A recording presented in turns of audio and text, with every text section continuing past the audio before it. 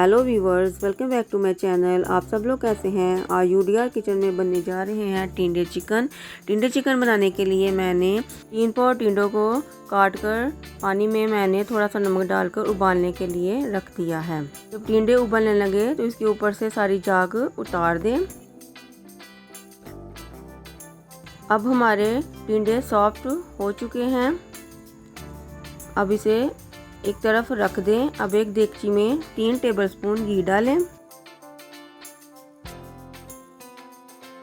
जब घी गर्म हो जाए तो इसमें आधी टीस्पून साबुत ज़ीरा, एक बड़ी इलायची और एक छोटा सा दालचीनी का टुकड़ा डाल दें और थोड़े से प्याज डालकर इसे लाइट ब्राउन कर लें। जब प्याज लाइट ब्राउन हो जाए तो इसमें 3 पाव चिकन डालकर अच्छी तरह भून लें।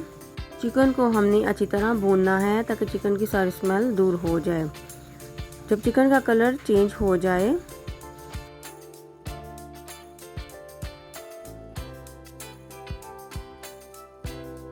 तो इसमें अदरक, लहसुन और हरी मिर्च का पेस्ट डालकर चिकन की अच्छी तरह भुनाई कर लें ताकि अदरक लहसुन का कच्चापन दूर हो जाए और चिकन भी अच्छी तरह भुन जाए।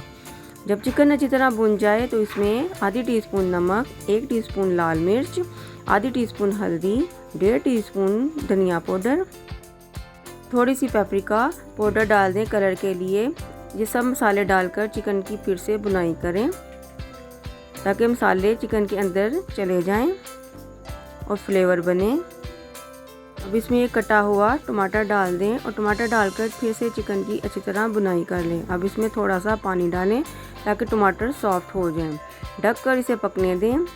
जब टमाटर सॉफ्ट हो जाएं, चिकन की अच्छी तरह भुनाई हो जाए। देखिए चिकन कितना अच्छी तरह टेंडर हो चुका है। जब चिकन 90% पक जाए तो इसमें उबले हुए टिंडे डाल दें।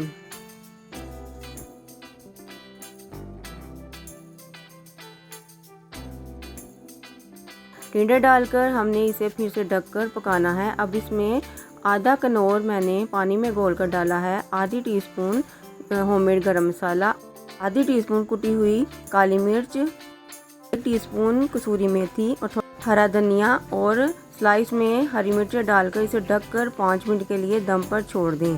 देखिए कितना मज़ेदार हमारा सालन बना है।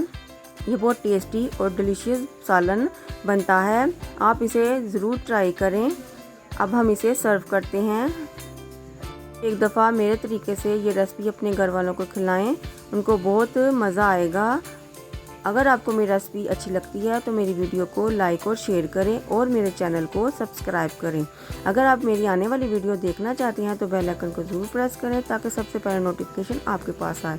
आप कमेंट में बताएं कि आपको ये रेसिपी कैसी लगी है। आप अपनी दुआओं में याद रखें। शुक्रिया।